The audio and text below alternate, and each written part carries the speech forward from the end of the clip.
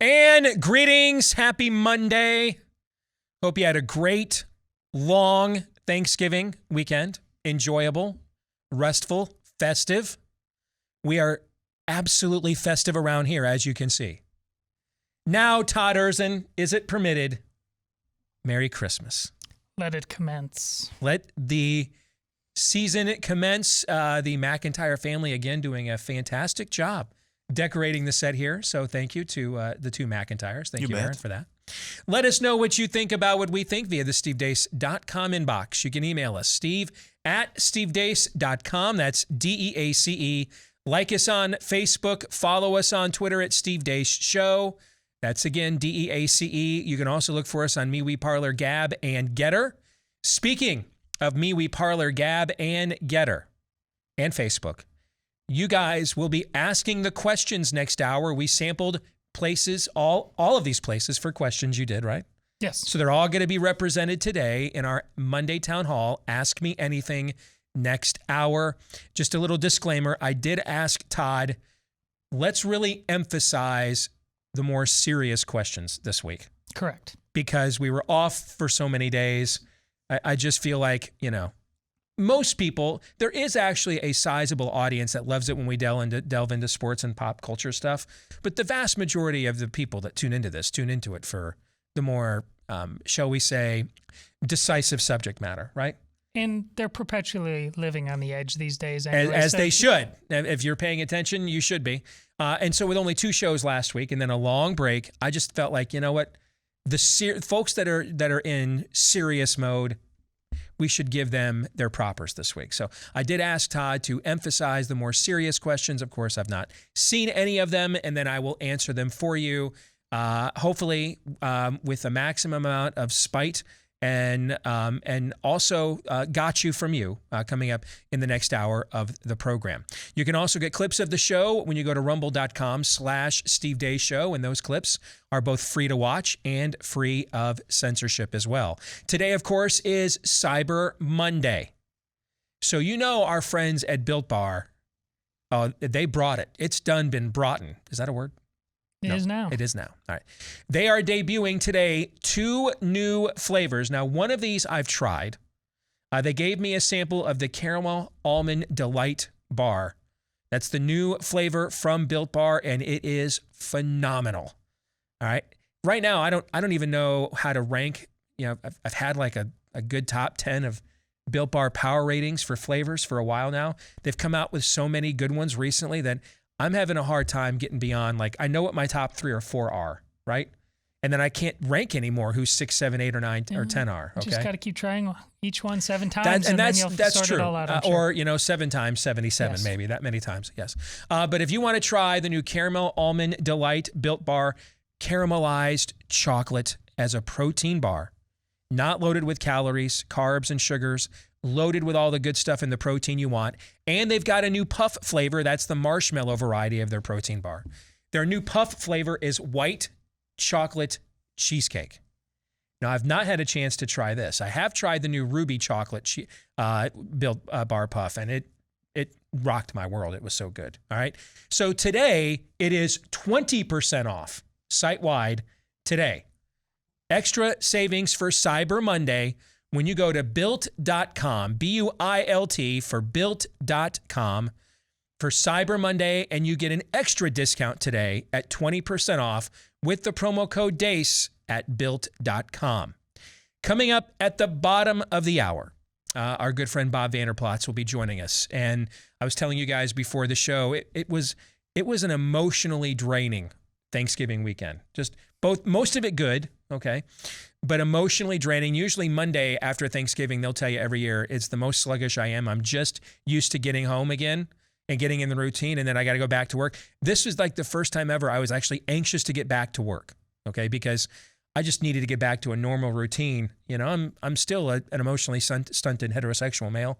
That's a lot of emotion. I'm like, I'm crying at a funeral. I'm hugging my son in the garage, okay, over a football game. All right, it's just, I got to get back into we're chill. We're guys, right? Fist bump. It's all good. Got to get back into the no emotion swing of things. All right. So I was comfortable to get back to work here today. But Bob is going to join us because his son Lucas, who fought a lifelong battle with disability, passed away last week. And that's why Bob was not with us. And his funeral was on Friday. And it was an incredible memorial. And Bob and I have been very good friends for many, many years, but I never really got a chance to hang around Lucas because he was always under some form of supervised care. And just to see that level of tribute for a young man and the joy that he brought in 28 years, most of it confined to some form of care setting. And I'm sitting here at 48 and realizing, man, with God-given advantages that Lucas does not have, I hope when it's my turn to be put down in the ground, that the people who care about me can celebrate and honor me and the legacy I'm leaving behind, like what is going on here. So we will talk with Bob. He is back today, and we will talk to him about that here at the bottom of the hour, especially given the season in which we're in. It is an excellent time to sit back, pause, and reflect, and remember to keep the main thing, the first things. And I think you're going to see, as we kick it off here, officially now with Todd's blessing, we're not in the Christmas preseason anymore. It is now the season. This is why we lift all them weights. This is why we decorate all those trees, right? It's for right now. This is the reason for the season right now is Christmas is here. And let's kick it off with a very festive version of Aaron's rundown of what happened while we were away. Nothing brings back warm Christmas memories like the songs and carols you love. And only Carditis and his mRNAs have all your favorite holiday songs in one non-random controlled study. It's beginning to look a lot like a Vax Pass to get into anywhere you go. From inspiring hymns like Oh, Holy Spike, the protein bloodstream trembling because they lied and it don't stay in your arm. Oh, little town of Wuhan, we can't believe you lied. You're run by creeps who should be put to sleep. Those bats, they don't live nearby. two traditional Christmas classics such as The 12th decade of lockdowns my true lords gave to me. Absolutely freaking nothing. I've been home since Christmas. You can Zoom with me.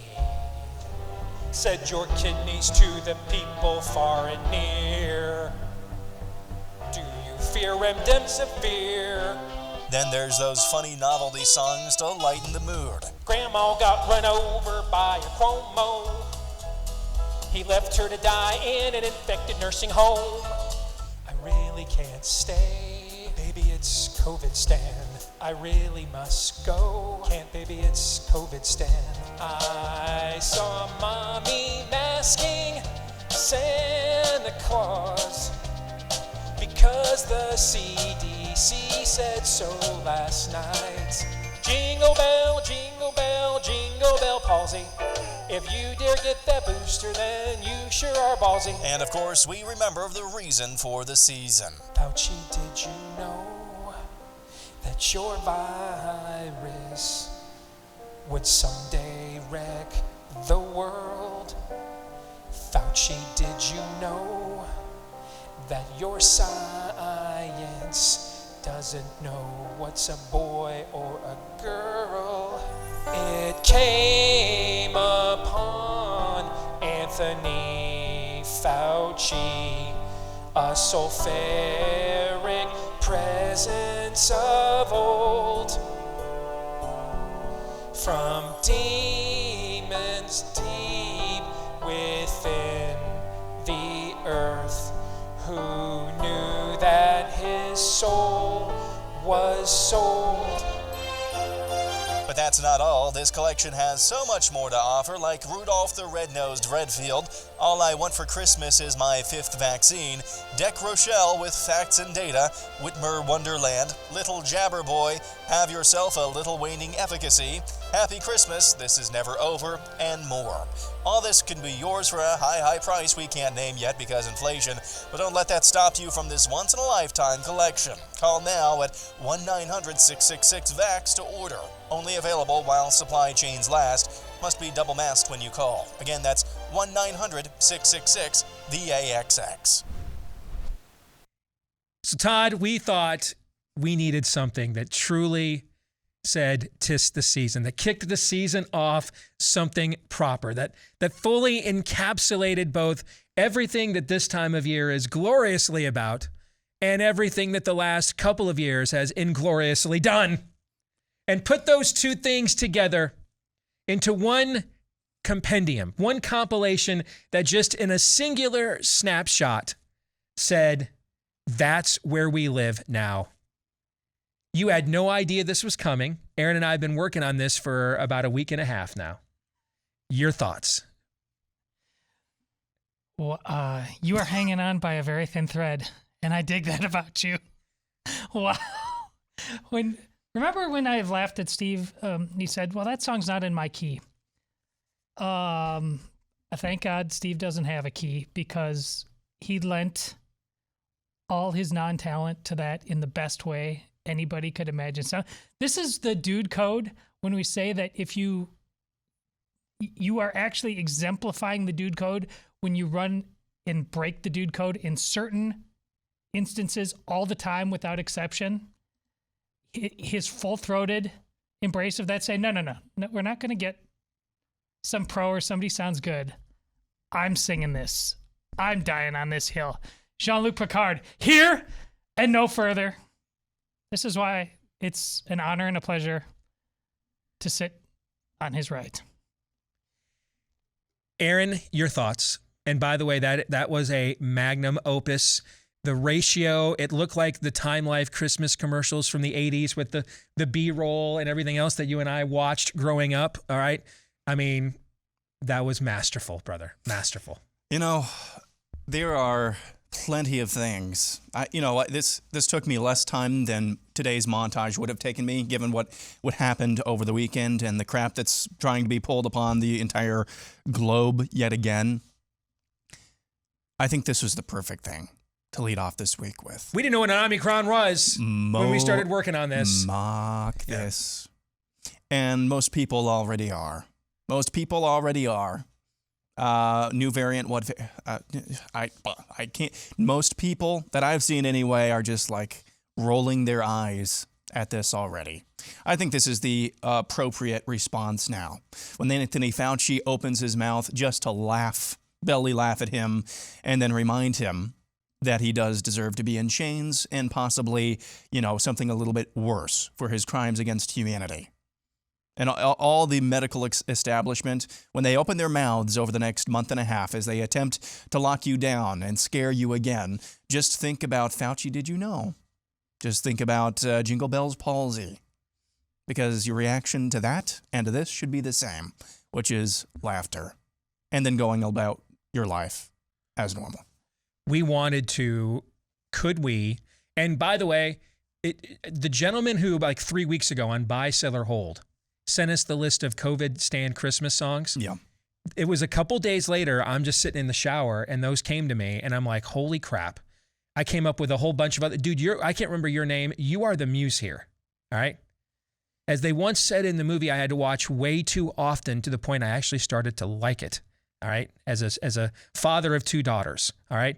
High School Musical 1, 2, and 3. Okay. You are the music in me. I mean, you helped to inspire this. You planted that little mustard seed and we just kind of germinated and it grew from there.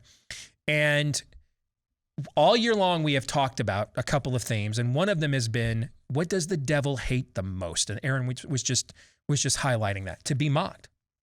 We wanted to give this, and we didn't know what an Omicron was or whatever the hell. They're all G variants. If we're all being honest, every one of these has been a G variant. If you know what I'm saying, G. Here. All right. So how do we just mock these people? This is beneath contempt. It is not worthy of the salt in our tears. And that's been true for a very yes, it is. long time. It is not worthy of the spit that flies when we get angry about this. It's not worthy of any of that. This is to be put down. This is to be shamed. This is to be insulted. This is Jesus referring to Herod as a sly fox, or the religious leaders as whitewashed tombs and broods of vipers. This is to be humiliated with maximum scorn and contempt because of whence it came, the bowels of hell. Treat it with maximum prejudice. Give it no quarter. Don't argue with it. Don't debate it. Mock it. Scorn it with disdain. Take all the disdain that you've swallowed and put up with and found some other outlet for so that you didn't go insane or take it out on people you cared about for the last 21 months, and now channel and target it where it belongs. Antiochus Epiphanes has dared to slay a pig on the altar of the Holy of Holies. Be a Maccabee and give him the response he deserves. Happy Hanukkah, by the way. But that's what we're talking about. This is not to be taken seriously. It is to be seriously and summarily dismissed. And just like the traditional Christmas songs that we grew up singing and still love have so much theology and lessons to be learned within their lyrics, right? Long lay the world in sin and error pining. What does that mean, right? These lyrics also, if you look at the actual lyrics themselves, they have lessons for us to learn as well, like "Oh Holy Spike." The protein bloodstream traveling. I'll take credit for penning the lyrics to all of these, all right? And then Aaron basically did the rest. The protein bloodstream traveling, because they lied, it doesn't stay in your arm, and that's why we've seen such a magnified number of side effects beyond the sheer volume. How many of you did they tell back in January and February it would just stay in your arm? The spike protein, it is the manifestation of an infection, would not infect you. How many of that's what they told us, correct? Correct. That's a lie. That was a lie. Or the little town of Wuhan, the bats, they don't live nearby. They're 900 kilometers away, and that's why they've not been able to find us our patient zero. That's why they've not been able to retcon this or reverse engineer the original source of the virus. They are the source of it. That's why. And murderers don't typically lend you or lead you to the weapon. They try to divert you instead. The bats, they don't live nearby. It wasn't bats. Or I've been home since Christmas. Our CEO Tyler sent out a story, texted me out a story yesterday of a couple that's been married for over 50 years. They haven't seen each other in like 18 months. Have you seen this? Yes. That is just some evil, wicked stuff. And this is what happens when you lose your Judeo-Christian foundation as a civilization. The idea that what seeps in is the idea that life is nothing more than a survival rate. How long can I keep this going? How long can I sustain myself? To what end? For what purpose? For what significance? If the cost of me living in my elderly years is to be isolated from the person I spent most of my actual best years with, and everybody else, put me down like a dog. I'm good. I'm good here. I've lived a nice life. I think we can all, on some level, as men agree, with some level of faith-based perspective, do not, if you are my children, don't you dare let me go out like that. Say, Dad's had a good run. Take him off the meds. Get him out of the corner, let him come home and die with the people that he loved as he lived with them as well. I'm going Legends of the Fall. I'm going to go out and find a grizzly bear to wrestle and go out that way. No doubt. No doubt. Said your kidneys to the people far and near. Do you fear Redemsifear? Because you should. It doesn't work. It's a garbage drug that's never worked for anything, and that's when it's not causing you kidney failure. If you are the one or two people that have emailed me, said, hey, it helped me, consider yourself fortunate. Because if you look at its actual efficacy numbers, they're dreadful. And that's, again, when they're not causing renal failure. Or grandma got run over by a Cuomo. He left her alone to die in an infected nursing home. I don't know that we need more exposition on that one. I think it's pretty. For itself. I think it pretty much sings for itself. Baby, it's COVID, Stan. I really must go. You can't, baby. You can't go anywhere. You can't. You must stay home. It's COVID, Stan. Jingle Bells palsy. I was particularly proud of that one. I thought you'd like that one a lot. Okay. If you dare get that booster, then you sure are ballsy. Yeah, no doubt. Especially when the WHO is already telling you that this new South African variant, what have you, is essentially COVID therapeutic resistant. Newsflash. Every variant since July has been COVID therapeutic resistant. Since at least July, that's been true. What month is it now? Almost December? Almost December. Yeah.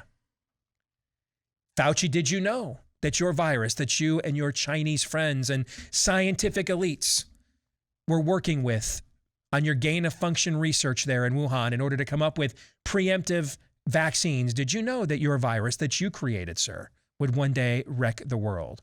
Do you know, Fauci, that your science doesn't know what's a boy or a girl? Did you know? Because we sure know.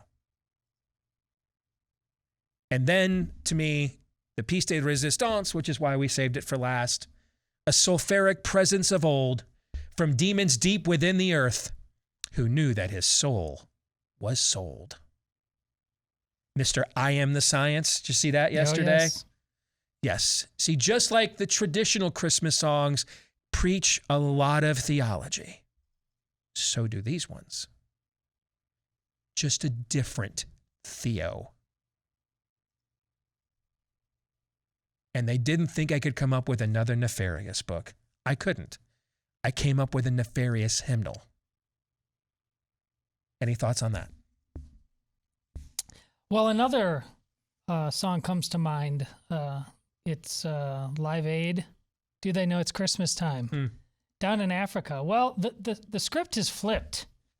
You know, we sang songs back in the 80s thinking we cared about them. And now Africa wasn't the point at all. We just had to scare the hell out of the first world to get them to lose their mind. But we let Africa basically go on and do its thing. Now I haven't had an opportunity to follow up on the actual statistics, but I'm seeing a number as low as 6% of the continent has been vaccinated. Yes. Yeah. So this is Sweden times 1,000,000 in terms of a control group. And lo and behold, look at variants did. I know a lot of you still don't even, like, variant has been turned into the scariest world in the world.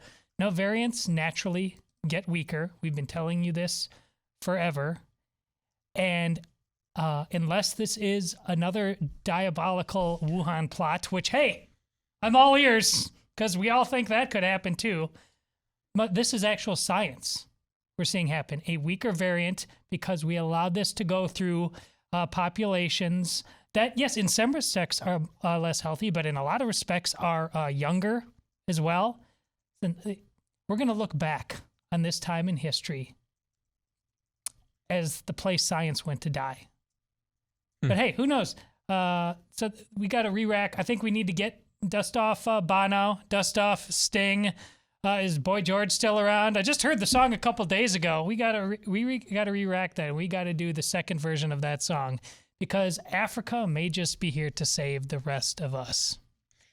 The ancillary song list that we came up with for this. Little Jabber Boy. Little Jabber Boy. So my favorite is Deck Rochelle. That's a reference to Rochelle Walensky, the head of the CDC. Deck Rochelle with facts and data. I liked that one quite a bit. You like that? You laughed quite a bit at that one. I know that you liked that one. I didn't stop laughing the whole time. Have yourself a little waning efficacy. And happy Christmas. This is never over. a little play on the John Lennon protest Christmas song from the anti-war movement. So we will put I'm getting a slew of emails and tweets. Yes. It's up on Rumble now. Yeah, you can bet your sweet bippy we're going to spread this thing far and wide. Help us to do that. Shove this down the throat of every public official, school board member, wannabe Karen you know. Mock them. Mock them mercilessly. What the devil hates the most is to be mocked.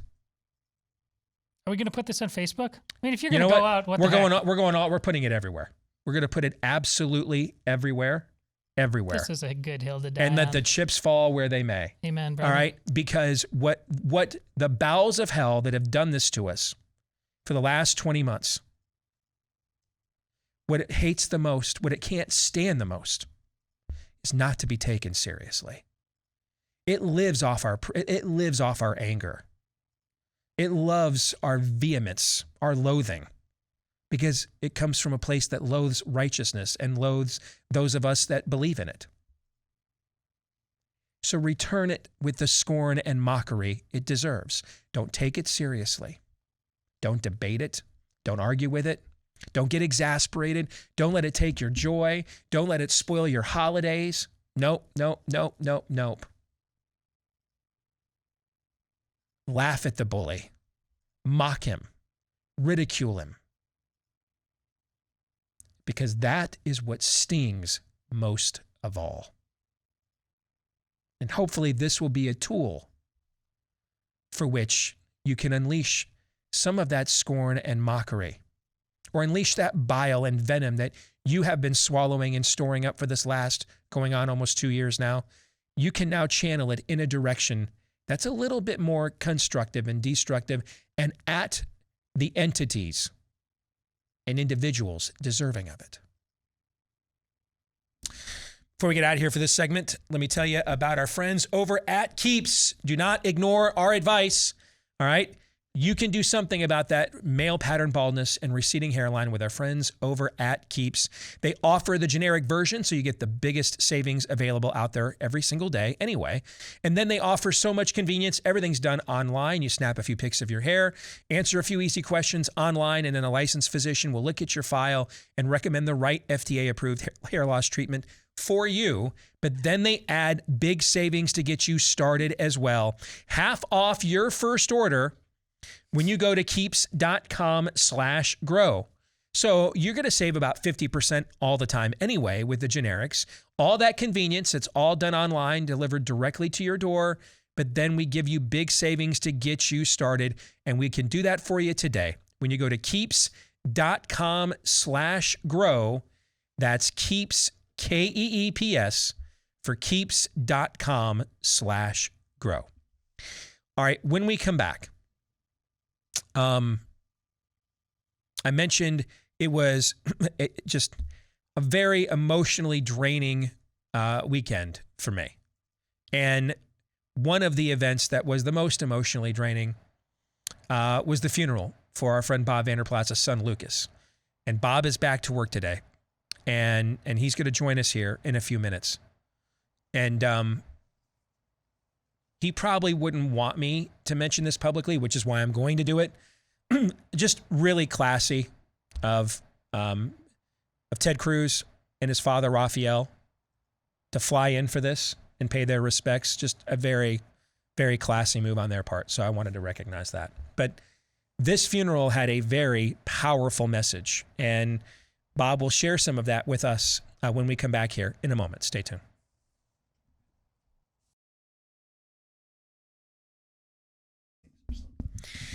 All right, back here on the Steve Deace Show, and you know, mortgage rates, refi rates are still at or near record lows. So if you want to take advantage of that, take a step before you do.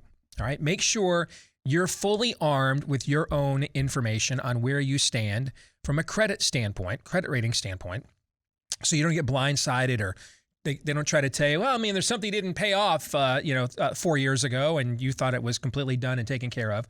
Here's who can help with that. And it's who we used earlier this year before we did our refi this fall, because ScoreMaster takes all of your information and brings it to the person it really belongs to you.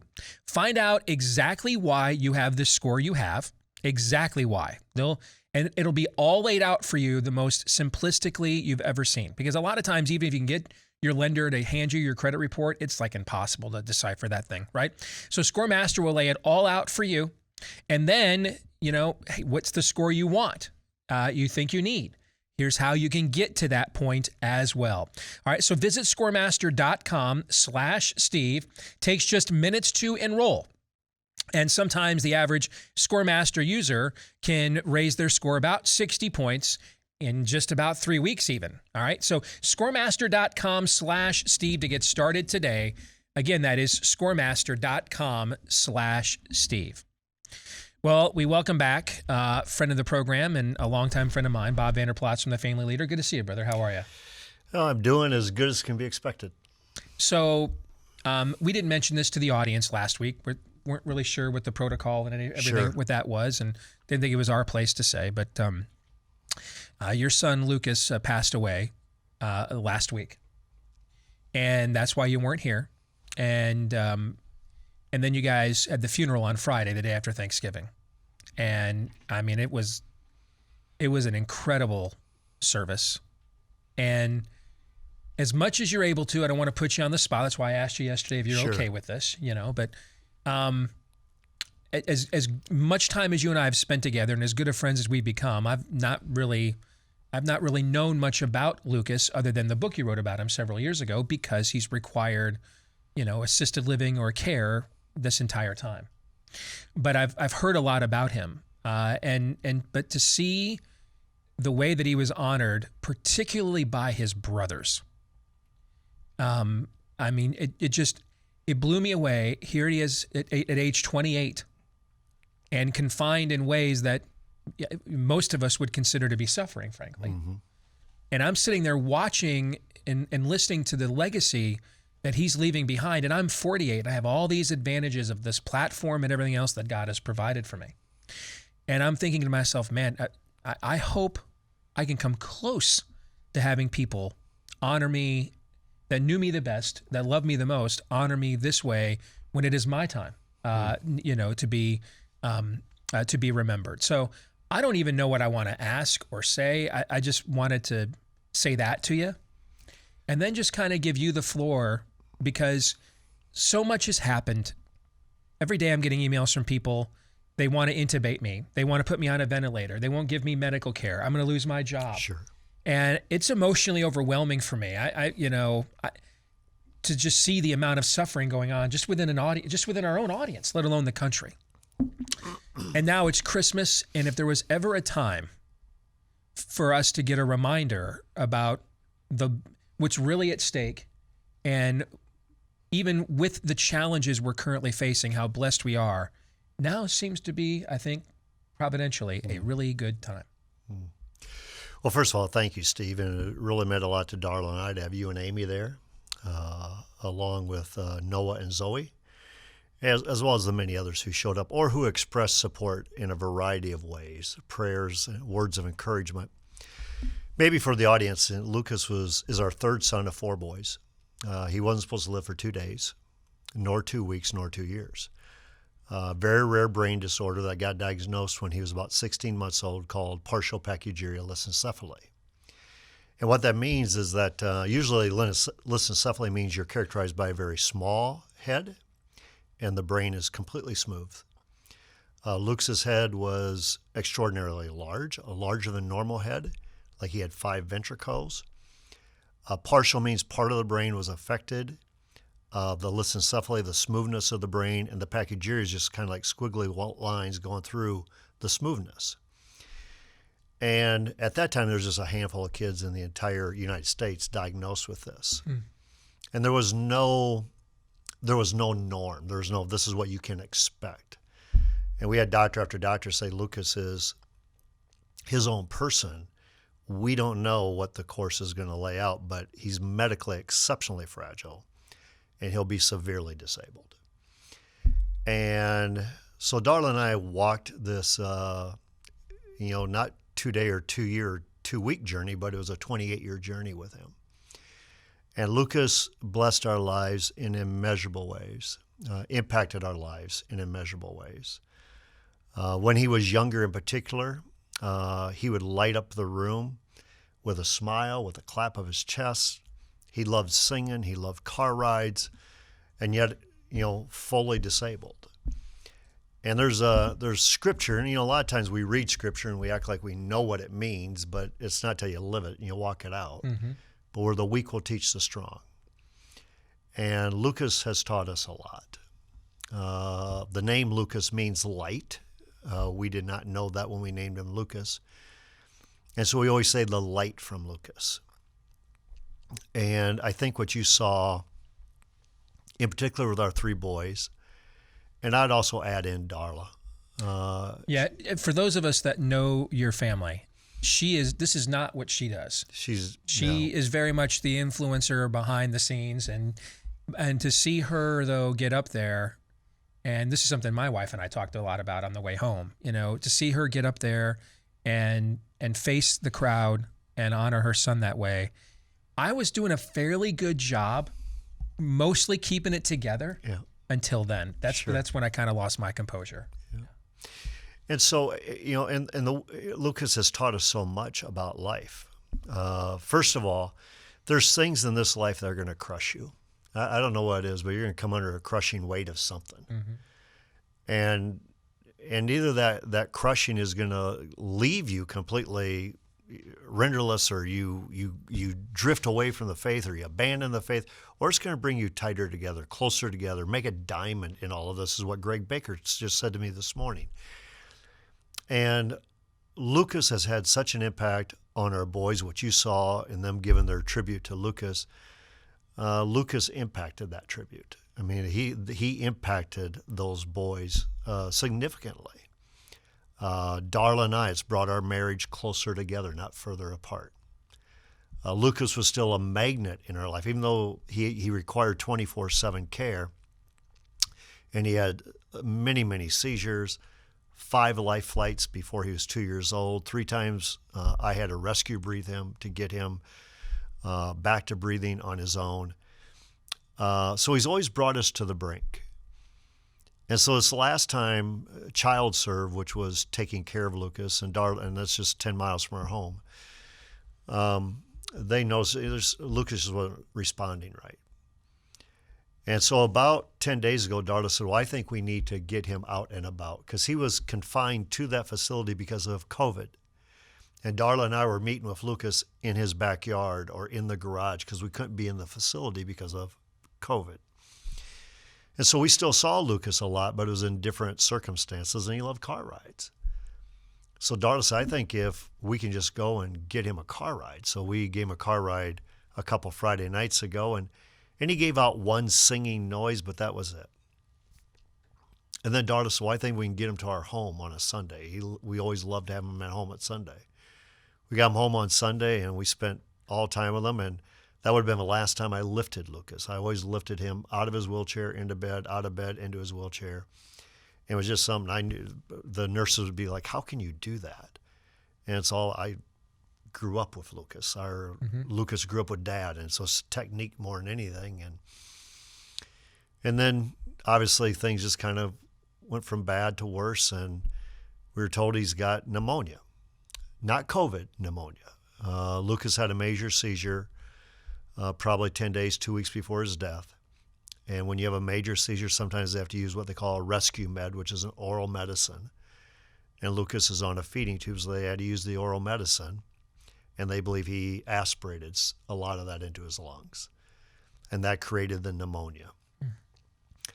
And this is one that he just wasn't gonna defeat. He wasn't gonna beat. And we thought we'd have more time with him.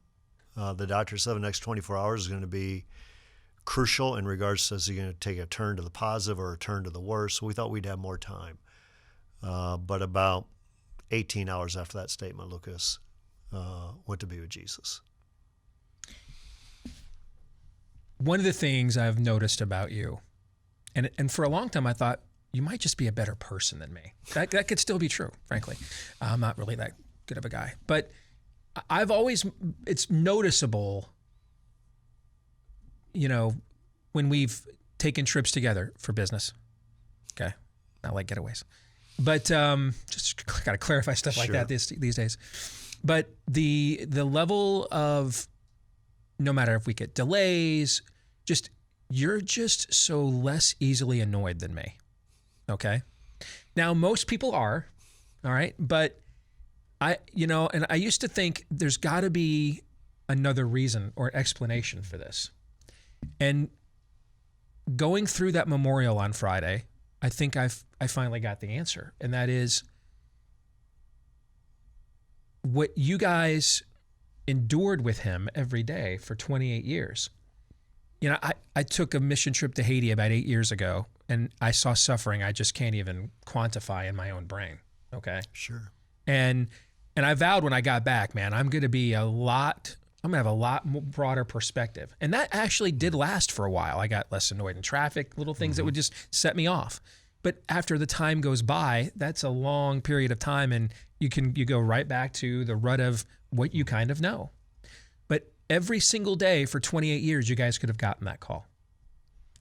Every single moment might have been the last time you picked up Lucas. You just never knew. Yeah. And when you have that every single day, I think it provides a perspective that maybe a lot of us, just because of how we're blessed to live, not even in America, but just life in general, that don't have rare ailments like this. We just don't have that sort of perspective to help us to see the bigger picture here. So what would you say to so many in our audience right now that are like, I don't know if I'm going to have a job. I don't know, how many more of these boosters they're going to make me take. I don't know if they'll let me see my grandmother. I don't know if they'll ever let me get out of here without being out of. I've got a guy sending me emails from an ICU right now, trying to avoid intubation because he knows what that likely means. What would you say to too many of those people that are living that right now in this audience? Well, first of all, let me go back to something they said. I'm hyper competitive, and I'm type A. And so I can get wrapped around the axle as easy as anybody. And Darla can see that in me quickly. And frequently Darla would say when that happened, she would say, go take Lucas for a walk. And what she meant by that is go there, get him in his wheelchair, push him around the block or more. But Lucas had a way of recentering you about what is truly important. And as I told our team, I wanted kids who would compete. I didn't pray to have a Lucas into my life who would never be able to walk or talk or shoot a three. Mm-hmm.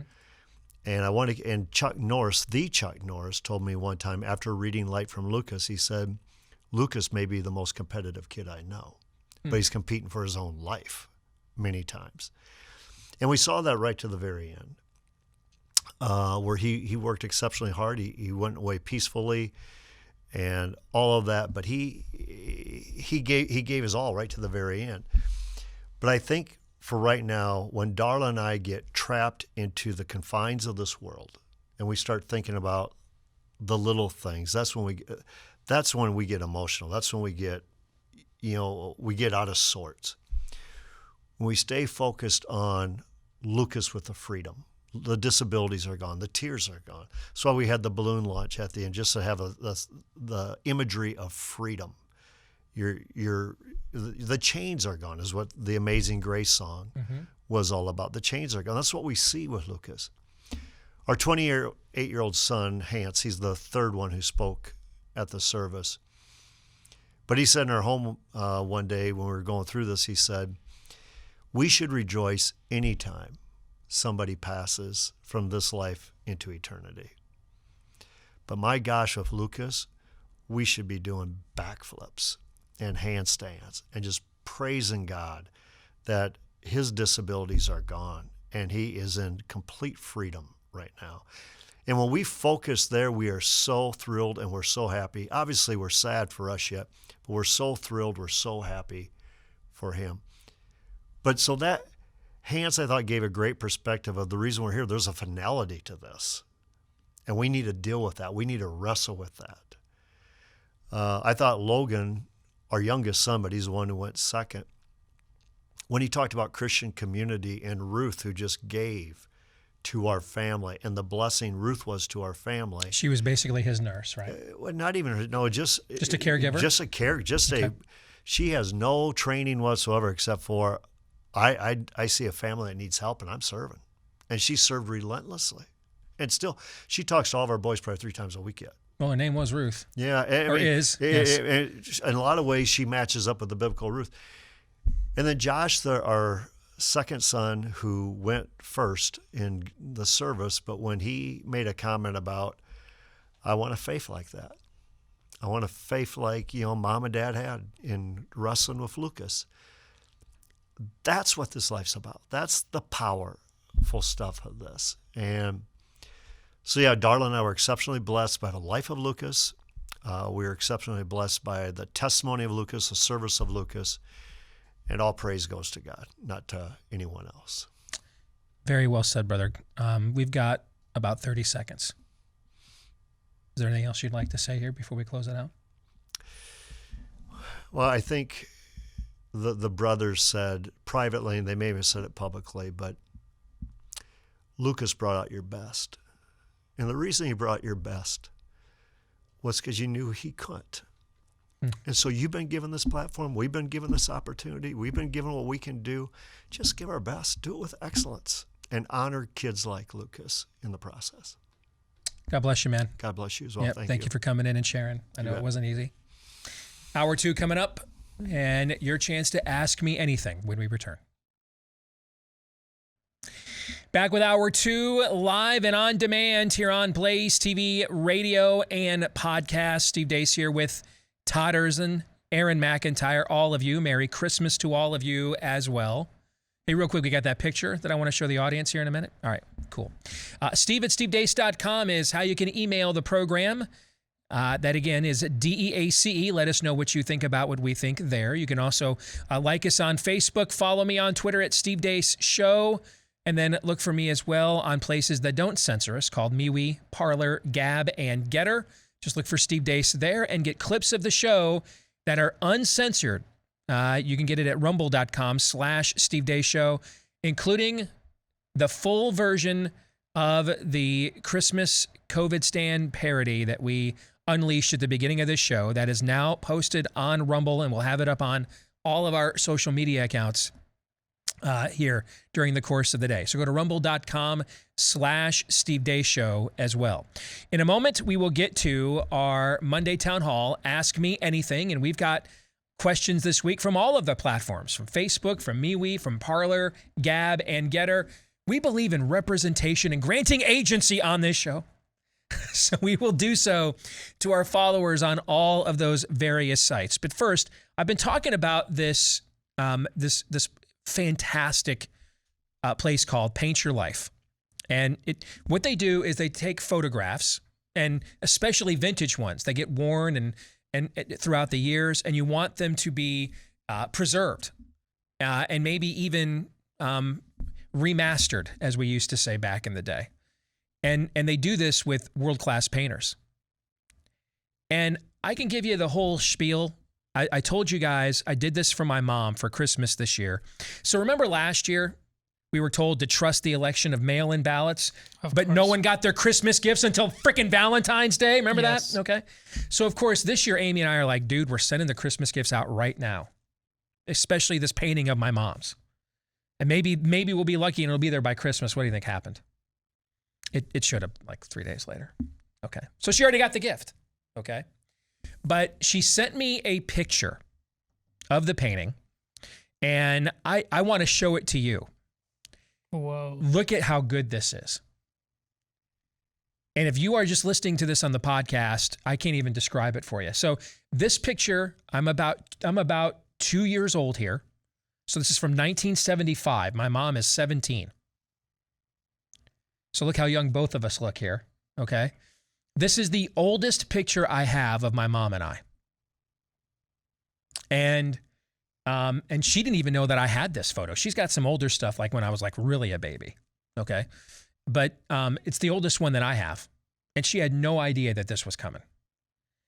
And I mean, look at how good this coloring is.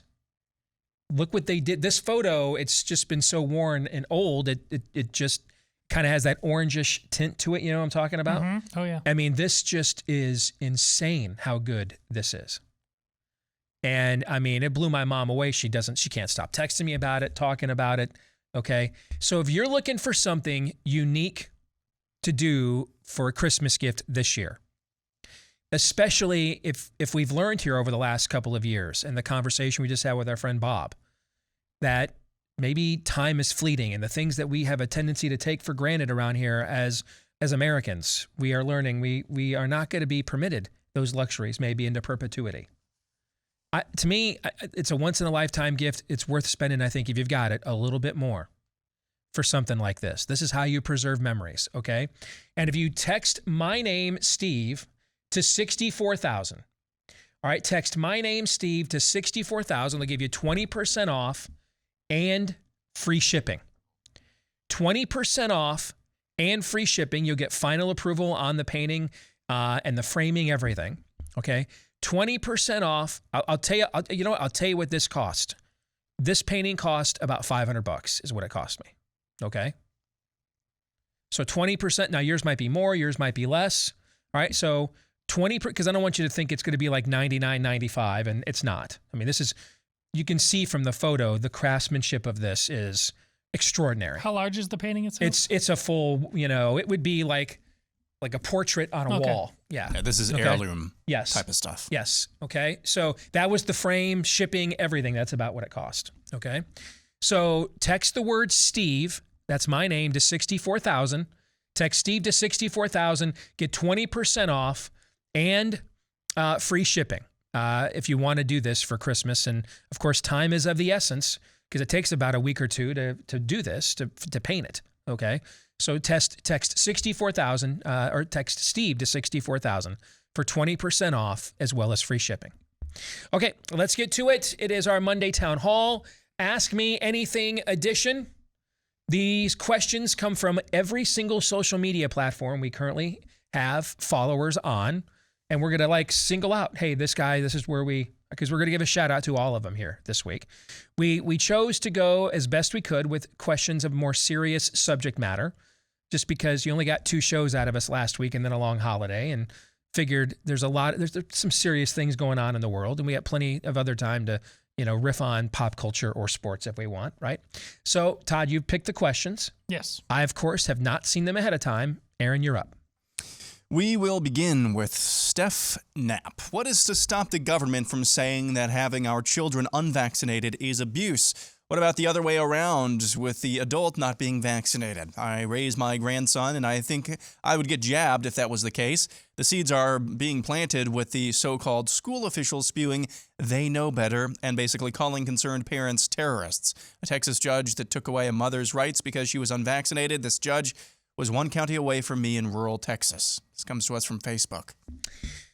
So, Steph, the first question, what's to stop the government from? You don't even have to fill in the rest,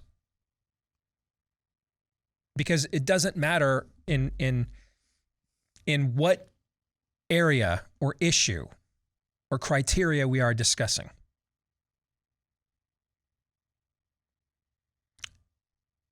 It's the same question.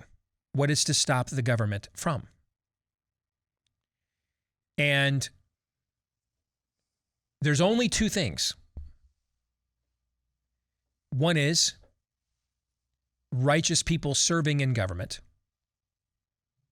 who understand whom they are ultimately accountable to for their record of public service. Absent that,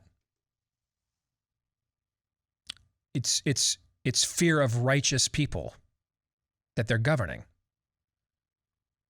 who will hold them accountable themselves. That's it. And even if we didn't have vaccine mandates, it would be the same if you wanted to homeschool your grandson because you don't want him being educated by the mob or the rainbow jihad. Same question. It's the same answer to any area. And I think it's important for us to remember as Americans what our legacy is. So later this week, I've got my next book is coming out. And it's meant to be a battle plan for how to fight a cold civil war or a culture war in the decade of the 2020s. And it's modeled after, one of the things you guys probably have noticed is I like to model my things after things that modeled me. And unlike George Lucas, I'm not going to take Frank Herbert's spice, implement it into my own story, and then not give him the credit for it. Okay, so I'll just tell you flat out in my introductions. A nefarious plot is an homage to the Screwtape Letters. A nefarious carol is an homage to A Christmas Carol. My next book, Do What You Believe, or You Won't Be Free to Believe It Much Longer, is an homage to Francis Schaeffer's The Christian Manifesto, which was kind of the battle plan for the culture war of that era. But that's 40 plus years ago now, and we're fighting on different fronts now. And after that book, I'm done with books for a while until next fall. Next fall, what we are planning is starting a children's books series on America's Christian heritage. We will release our first one next year around Thanksgiving about the Pilgrims. And if it's successful, we'll do a series. If it's not, you guys don't like it, it's not good enough, then we won't do any more. That'll be the pilot program. But when you look at our history as a people, we're not a system. We weren't launched or founded or framed by the Constitution. The Constitution is the manifestation of that which we were founded and framed upon. Like, people know murdering's bad before someone makes a law against it, right? People kind of know that. After Adam and Eve sin and they cover themselves in shame, which of the 10 commandments did they know they had broken? And yes, that's a trick question.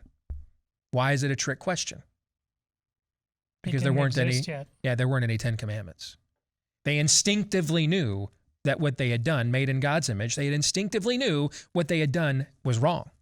Romans 1. Yes. That's why we know. Okay?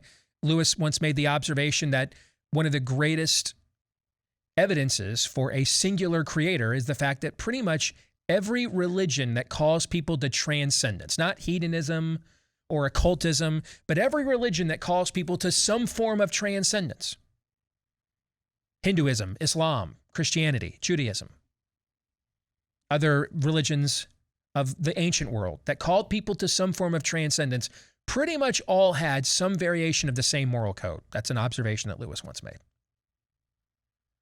which is some form of confirmation that there is a singular transcendence. We know.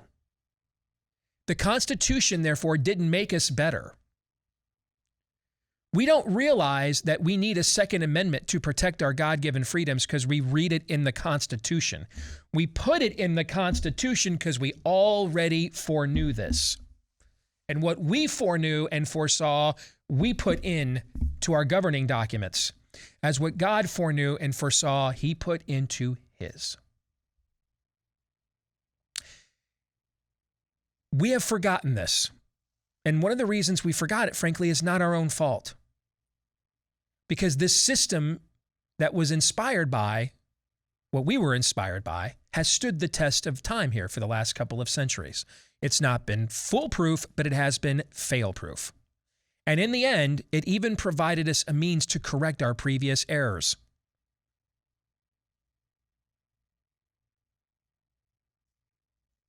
To generationally course correct. But if we hand that system to people who don't seek truth and righteousness, will that system make them better people, Todd? No. No. Or will they corrupt that system? What will happen? The latter. The latter. what is made in the image of God? Our systems or us? Us. Us. So therefore, who decides whether something is righteous or not? The systems we construct, or the people actually constructing and modifying and adapting and deploying those systems? Wherein the Sabbath was made for man, not man Exactly. for the Sabbath territory. We've gone bad. And that's why our systems aren't as reliable. That's why when you see things that should be slam dunks, within the last hour, a federal court in Missouri put another injunction. This is the second one now. Put another injunction against Biden's vaccine mandate. But this one goes to specifically for facilities and workplaces that deal with Medicare and Medicaid. Because that's the end run they're trying to do. Even if they lose on private businesses in general, they're still trying to deploy it through the CMS and Medicare and Medicaid. A federal judge in Missouri just within the last hour put an injunction against that. 30, 40, 50 years ago, and every generation of Americans, regardless of race, creed, or color, would have been shocked that this was even being adjudicated, let alone that we're surprised when we get a W over its adjudication. Nothing's changed. We have largely the same Constitution, same Declaration of Independence, same laws of nature and nature's God that we had in 1791, 1789, and 1776. What's changed? The culture's changed. We've changed. And when we change, we have a tendency to want those things that were previously restraining us from these kinds of changes to change with us. That's why if I rode down Main Street in America in 1958, the large church in the urban sector of town didn't have a banner that said, "Don't place a period where God has put a comma." But if I roll down Main Street in America in 2022, chances are that large illustrative church that everybody wanted to get married in for decades hasn't heard the gospel preached in it in that cathedral in a decade or more. And that's why they have that banner out front now of that church. The problem is us. You know, if we realize that God owes us nothing, absolutely nothing. We rebelled against him. We sinned against him. We defied him. He's the only aggrieved party here. If we realize God owes us zilch, and every problem in the world is because of us, things actually come into much clearer focus. The problem is that's not a very affirming narrative. It just that doesn't mean it's not true though, but it's not affirming. That's why our theme this year has been the answer is us. This was always going to go as far as we were willing to let it go. This was always going to last as long as we were willing to let it last.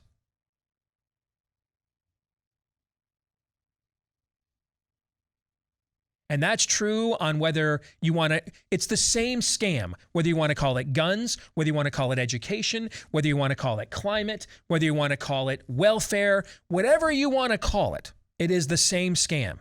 The answer to the question is, as far as we permit them to. That's the answer.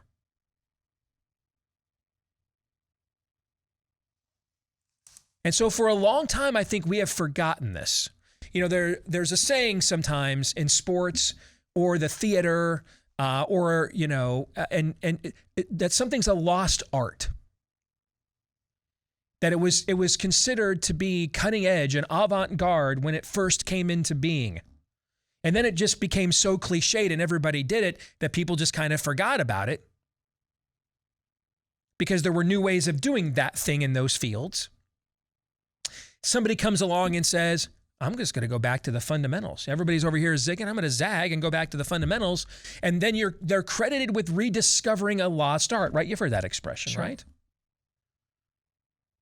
This is the lost art of activism. And don't blame ourselves too badly. the guys that we credit with founding this country, they did this dance with the crown for over a decade, man.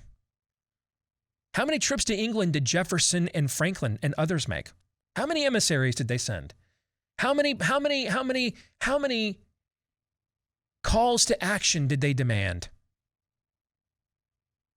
They weren't down to clown right away either. They weren't eager to pay the penalty and the cost of their liberty either. Especially because most of the men that were the most pissed off were the wealthiest and most successful. And they knew, dude, if we do this, it's going to be on our lands where this is going to be fought. It's going to be our homes that are going to get burned. It's going to be our belongings that are going to end up burned. It's going to be our servants, our families who are the collateral damage in the crossfire.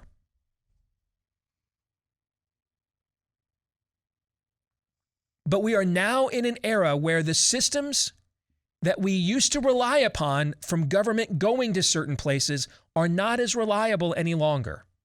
Now, did I say they were totally unusable? No, as the verdict we just got in the last hour is. But if we've learned nothing, folks, in the last 2 years, please let it be this. We cannot solely rely on the systems in place to save us. And the ornerier we show we are about all of this, the less willing to show we are willing to comply with all of this. And the more defiant we are with all of this, here's the irony of it, the more likely those systems will actually then do the jobs we want them to do. If we show them we are passive and will put up with it, the less likely they are. That's what government by the consent of the governed means. Do you want to know what John Roberts' judicial philosophy is? That's it, okay? When John Roberts sees if he rules against Hobby Lobby, it's going to unleash a level of cultural civil war between the church and the rainbow jihad that would make this a rather uncomfortable place for Americans to live. Lo and behold, John Roberts is on the side of the angels, is he not? When he realizes, if I grant Trump all these injunctions against these elections, the mob and the BLM and Antifa mobs, they'll come to my suburban DC brownstone and said, so we're not even going to hear these cases.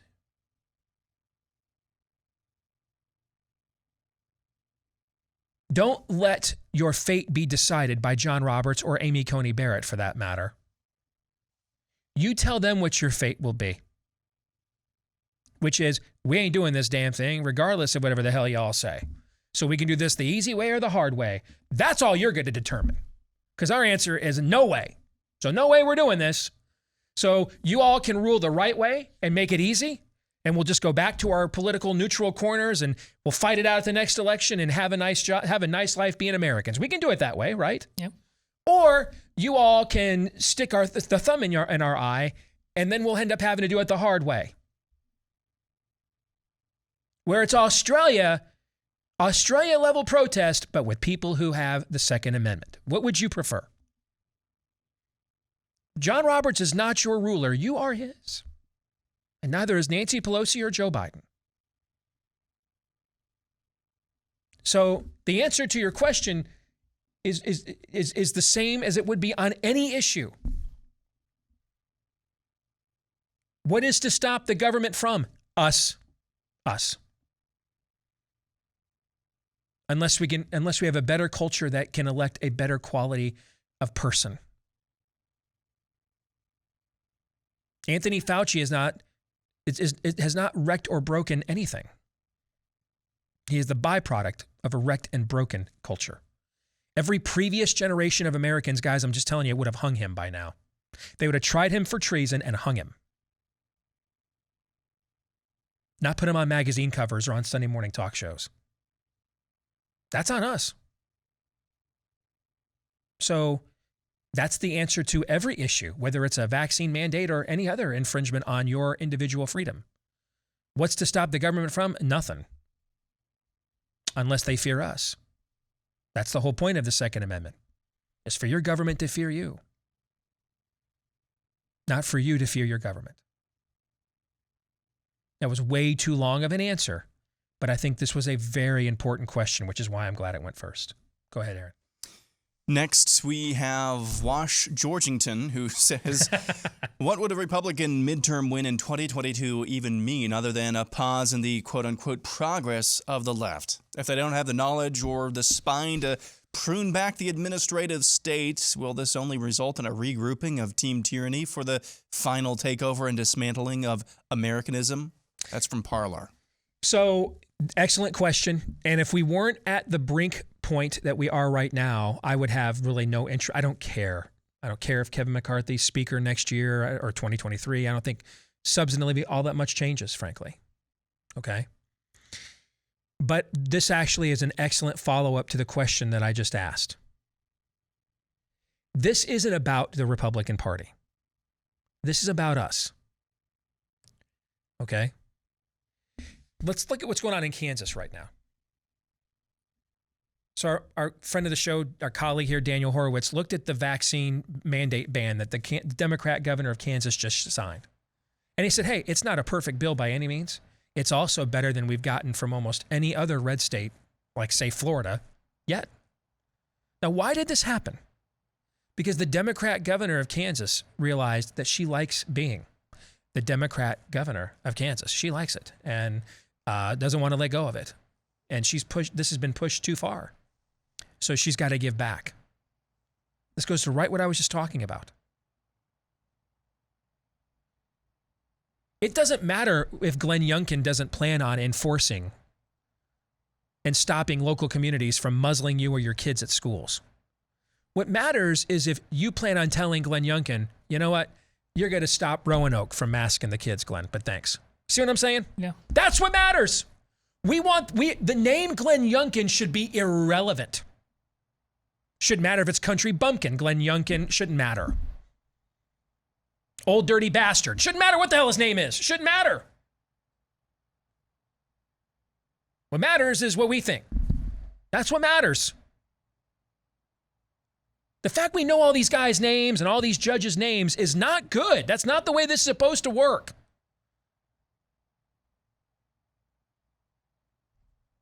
When Thomas Jefferson was president, you think he knew who every damn district court federal judge in America was? No. Because most of the time it didn't matter. So what are we going to do? Kevin McCarthy is a soulless, amoral, spineless politician. But I repeat myself. Which means if we're engaged, he could be a great speaker. Because we will demand nothing less. We just demand a lot less than that. So we tend to get that. You kind of whole reaping what you sow thing. In this case, though, if you can, if the Democratic Party is punished enough, here, folks, this right now is about preserving as much of our way of life for as long as we can to turn this around. And so that Democrat governor in Kansas, she's like, dude, I'm trying to save my skin. You got things out of her you can't get out of the Republican governor in Arizona or New Hampshire or Ohio or a lot of states. You see the point I'm making here? Yeah. Sweep the leg, punish them. Collectively, will the Democratic Party repent? Oh, no, it's a demonic construct. But if the party itself may be a demonic construct, is everybody in the Democratic Party a demonic construct? Not yet. No, not yet. That's the answer. Okay. There's a few soulless politicians still left around there that just want to win and the trappings of power. That can be mobilized motivated the old-fashioned way. She happens to be one of them. So this is why the Republican Party is irrelevant here. What is the action that will help us to preserve and conserve as much of our way of life as we possibly can? Punishing the Democratic Party as ruthlessly as possible. Even if only 10% of the Republicans are worthy of the seats we're about to give them, and only 10% of Democrats are like the governor of Kansas that are actually still politicians that aren't spiritually given over to a spirit of the age. So you know what you just gained? 20% more freedom and liberty and representation than you had the year before, right? Yep. Is that growth? Now that's incremental progress. For years I was told, you need to believe in incrementalism, Steve. And I'm like, no, dude, you just think losing slower is incrementalism. That is actually incrementalism. That's a first down. Is it a touchdown? Did we win the game? Is the game over? No. But is it a first down? Do we still hold possession of the ball? Are we still on offense? Are they still responding to us? So is that progress? Are we still matriculating the ball down the field, Hank Stram? You're saying there's a chance. I'm saying there's a chance. This isn't about any of these names. It's about us, the people. There's been this huge notion of populism and populist fervor sweeping the right in America in the Trump era. Prove it. More in a moment. You know, you've got homeowners insurance for a very good reason, because without it, a serious event like a fire, a flood, or even a burglary could end up harming, maybe destroying you financially. But there's another major issue that you need to be aware of, and it is called home title theft. It's one of the fastest growing crimes, and it can ruin you financially as well. This happens when a criminal forges your signature on documents, making it look like you have sold your home to them so that they start taking out loans against your equity. And to get your home back, to get your title back in the free and clear, first you got to prove that you weren't the one that committed the fraud. And that takes a lot of money. And then you got to go after the fraudster. You need an ally. And that's who our friends at Home Title Lock just so happen to be. And right now, you can register your address for free to see if you're already a victim when you go to HomeTitleLock.com. And then while you're there, enter the code RADIO to get 30 free days of protection for the title to your most important asset, your own home. Again, that's the code RADIO when you go to HomeTitleLock.com. All right, back with more Ask Me Anything. Aaron. We'll go next to Johnny Fortner, and boy, I love this one. Buy, sell, or hold. At this point, blaming the unvaccinated for the spread of the Chinese Fauci flu is likened to prostitutes blaming virgins for the spread of STDs. That's from MeWe. That's a great analogy. And I think at this point, with all the data I've seen, I would be far more concerned about vaccinated people spreading the virus to you as someone who is unvaccinated than the other way around. I mean, far more concerned. Like, it's not even like, I don't even think it's like close. Okay. So I don't know that I can top that analogy. That's exactly right. And soon it's going to be a pandemic of the unboosted. Then it will be a pandemic of the not double boosted. This will go on as long as we are willing to let it go on. And it won't end 1 minute sooner. Next up, Texas rust gut. With the FDA approval of children's COVID vaccines for 5 years and up, will the Biden administration link child tax credit payments to mandatory vaccines? This comes from Gab. Wow. That's one of those questions, and I've done this to people in the past, that when I asked it, they then looked at me and winced and said, don't put that out into the ether. Okay. But could I see that level of cult? Sure I could. And this actually is a good follow-up to the question about voting in the midterms next year. This is where, again, not everybody who is a COVID stan Karen voted for Biden. But not every Biden voter was a COVID stan Karen, right? The Democratic Party is a demonic construct, but not everybody in the Democratic Party themselves is a demonic construct. So the more that they get punished for doing things like this, the more it helps us to kind of sift and weed out our version of the wheat from the chaff. Who's really in on the cult? Who's really here for the end of Western civilization? And who just is more big government, maybe more socialist than we are, but certainly doesn't wake their kid, say goodbye to their kids in the morning with Das Vendanya, comrades. So now the Kansas governor ain't in on the cult. Doesn't mean you shouldn't vote her out. Doesn't mean she's not a lib, socialist, leftist. I don't know. She might still be all those things, but she's not in a cult. She will at least on some level acknowledge realities. Cults don't acknowledge realities. They cannot be bargained with, reasoned with, pressured. They have to be deconstructed and defeated. So that's one of the reasons why you want to punish Democrats, regardless of the state of the Republican Party right now. You want to punish Democrats as much as possible.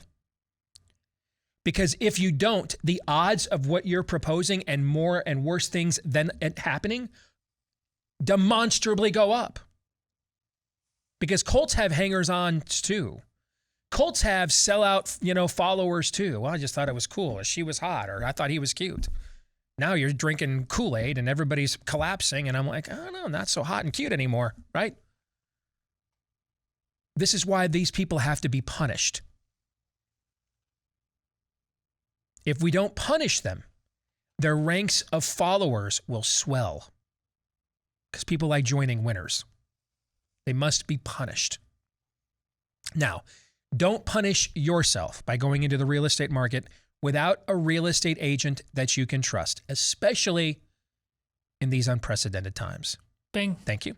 Where would you find such an agent? Well, the good thing is we made it really simple for you. The name says it all. Head over to realestateagentsitrust.com, just about anywhere in America that you want to move to or escape from. We can help you find an agent who has a fully vetted track record of success and also knows that you're the one in charge of of your situation, but they'll come in and help you take charge of it as well. So check them out online. Chances are this might even be an agent who's a Blaze watcher or listener just like you. When you go to realestateagentsitrust.com, again, that's realestateagentsitrust.com. Liberty Oppresso is next. The people who want to reset the world, could they possibly have planned and foreseen all this, or do you think they themselves are surprised at how easy it was? That's from Getter. Why is the answer to this question important? I do think in the times in which we live, for a long time I got out of the motivational projection business, because I often made the dumbest mistakes or the best takes doing that. And that's a high risk, high reward ratio that gets a lot of people fired for very little, for very little gratuity. The juice isn't worth the squeeze, because often, regardless of motivations, the end results are the same, right? Mm-hmm. This past year or so, we have delved more into motivations because I do think they matter more. Like we were just talking about motivations a minute ago, which Democrats are just, of a different political persuasion, and then which ones are completely given over to a Molochian level of cult, right? Mm-hmm. On this question, though, I don't know that the motivation matters. In terms of they motivated the event to happen, they're the originator of it, or they are they're the facilitator, or they are the opportunist. Because I think we're back to the end result is the same, nevertheless. I am inclined to believe they are opportunists. Because when you take a step back and you look at the lingo and the language and the tactics, this is everything that they've always attempted to try to message and narrative on climate, on guns, on everything. It just so happens that those are areas where not enough Americans were willing to trade liberty for security for those things to truly be the instruments of our demise here. This one turned out to be. They finally found the sweet spot. They finally scratched where it itched. So I'm inclined to think that this was opportunism. I'm inclined to think, I think that if this thing was planned completely, it wouldn't be so easy for people like me who had untrained eyes for these topics going in to so easily deconstruct them. There would have been another level of chess played here. And instead, they've often been caught with their pants down. There are control groups out there. And that's why I'm inclined to think that this is opportunism, not originalism.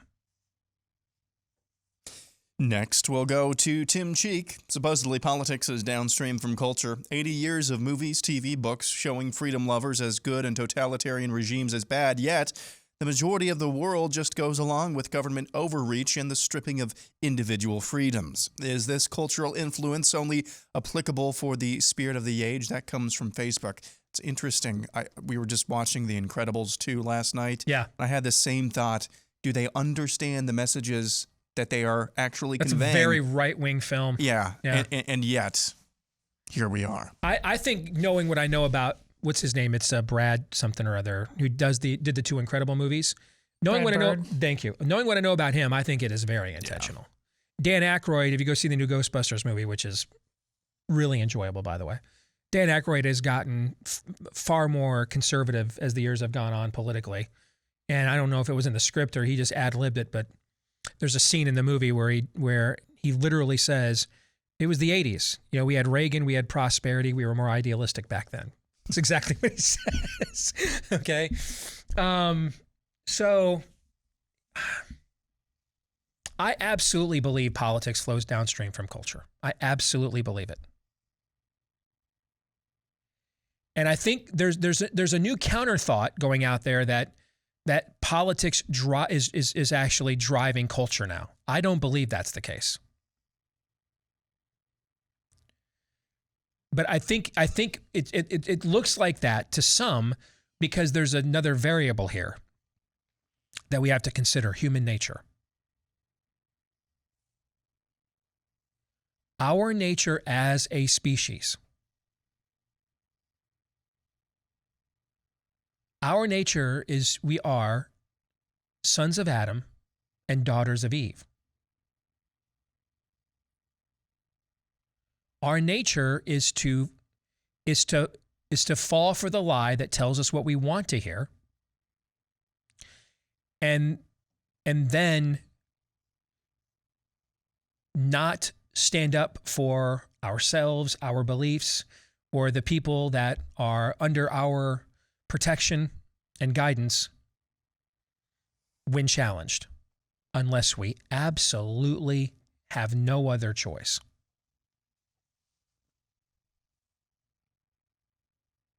If you know the story of the lead up to World War II, you know there's at least two instances. One of them happened in the Rhineland, where Hitler's ascension could have been absolutely squashed with a little initiative. But the French didn't have the will to fight. And so they gave Hitler a PR and public relations and political victory for the people to rally behind.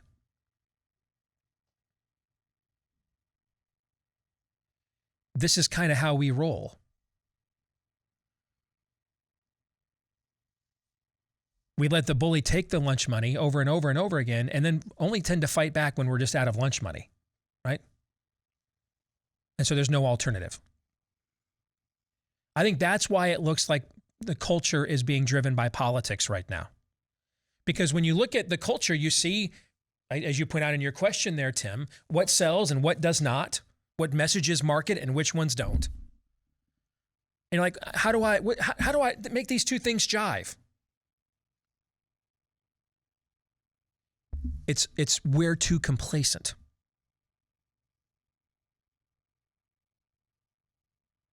We're too complacent. That's the issue. And so it looks like politics is driving the culture. No, the culture is soft. And because as Americans, we've been living off of these virtues and ideals as an esoteric or theoretical exercise for more than a generation, I'm not shocked to find out we're entertained by them when they're presented in an esoteric or theoretical exercise, in a movie or a book or some work of fiction or a story or a tale. When they're presented as though take potentially a poisonous substance or lose your job, suddenly poop ain't esoteric or theoretical anymore, right? Right. Then we start thinking, well, I got to pay the bills next month. After I just watched The Incredibles 2 and all these stories and movies with all these conservative and patriotic themes about self-reliance and individual freedom and liberty. You see what I'm saying? Mm-hmm. We're back to, again, the problem is people. People are the problem. Human nature is the problem. And so politics is still downstream from culture. It just seems like politics is driving the culture right now because the culture's soft, lazy, complacent. Now, the good news is we're less so than we were a year ago at this time. I don't know how you could possibly deny that. No way you could deny that. But we're still not there yet. Okay, we're still not there yet. That's why you want to check out this movie from some friends of mine. They put together a fantastic film called Enemies Within the Church. It's a film that just lets you see for yourself the compromised evangelical establishment. You are going to see clips, that are just troubling to watch. But these are things we need to know so that we can act on it. All right? Enemies Within the Church brings together Christian voices from across the nation and the world to share what they have witnessed. How did we get here? Where's the church been in America's slide, contributing to it? All right. So now's the time to put this message in front of the church so that we can faithfully search out the truth. Every Christian, every patriot needs to see this film and then share it with everyone that you know. All right. If you want to get a DVD or purchase the pay-per-view stream version of it, go to enemieswithinthechurch.com. Again, that's enemieswithinthechurch.com. One more time, enemieswithinthechurch.com. We have time for a lightning round, or you guys want to wrap it up? Aaron, you got the next question. What do you think? Sure. Let's go with this one. Ted Cruz, this is from Melanie Whitener. Ted Cruz was asked, given the state of our universities, would you still send your kids to college? He replied, yes, because the credentialing is necessary. The question is, he doesn't even suggest they'd learn anything of value, but rather they need the okay from a nefarious to succeed in life. Doesn't his reply cede power to the left? On some level, yes, it does. And that's why the answer, we're going to have to create alternative healthcare, alternative education, alternative cultural systems across the board. We're going to have to do that. Yes. All right. I think that's it. All right. Can't get another question in 10 seconds. Any final thoughts before we get out of here in 30 seconds?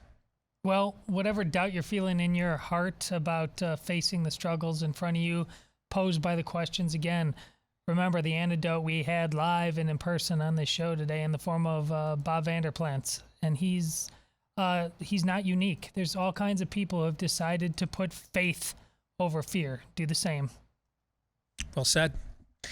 Back at it again tomorrow from noon to 2 Eastern, right after Hall of Famer Glenn Beck here on Blaze TV. Until then, John 3:17.